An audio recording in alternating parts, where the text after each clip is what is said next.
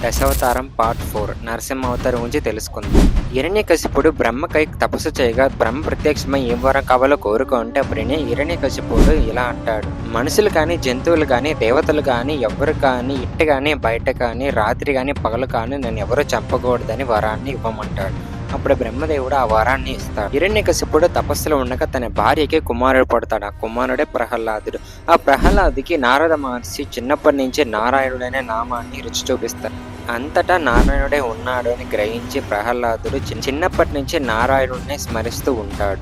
నారాయణ స్మరణ నచ్చని హిరణ్యకశిపుడు ప్రహ్లాదుడిపై కోపంతో పాముల చేత కరిపిస్తాడు, కొండమించి తోయిస్తాడు, రాక్షసులతో పొడిపిస్తాడు, అగ్నిలో తోయిస్తాడు. అయినా కానీ ప్రహ్లాదుడికి ఏమీ కాదు. అంతటా ఉన్నాడని అంటున్నావు కదా నీ నారాయణుడు, ఈ స్తంభంలో ఉన్నాడా అని హిరణ్యకశిపుడు తన కథతో ఆ స్తంభాన్ని బద్దలు కొడుతాడు. ఆ స్తంభం పగిలిన వెంటనే ఉగ్ర రూపంతో నరసింహస్వామి అవతారంతో మహావిష్ణువు వస్తాడు. హిరణ్యకశిపుడు కోరినట్టే ఇంట కాకుండా బయట కాకుండా ద్వారం దగ్గర కూర్చొని పగలు కాకుండా రాత్రి కాకుండా సాయంకాల సమయంలో హిరణ్యకశిపుని తన కాలుపై పడుకోబెట్టి తన కడుపును చీల్చి పేగులు బయటకు లాగిన అది మహావిష్ణు అవతారమైన లక్ష్మీ నరసింహస్వామి కథ.